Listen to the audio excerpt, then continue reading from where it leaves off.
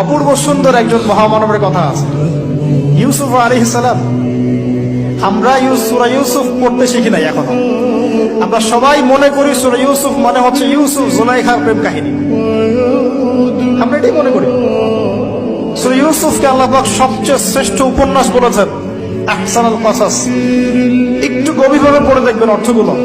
এটা ইউসুফ জুলাইখার প্রেম কাহিনী নয়, এটা ইউসুফ আলাইহিস সালামের সাথে তার বাবার মহব্বতের কাহিনী। এটা পিতা আর সন্তানের মহব্বতের কাহিনী।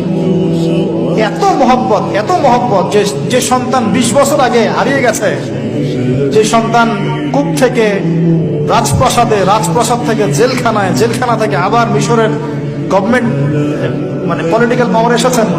বাবা কিন্তু এটা জানেন না, কিন্তু সন্তান যখন একটা জামা পাঠিয়ে দিচ্ছে, জামা, এই কমিজটা নিয়ে যাও আমার বাবার চোখে দিও, বাবা দৃষ্টি ফিরে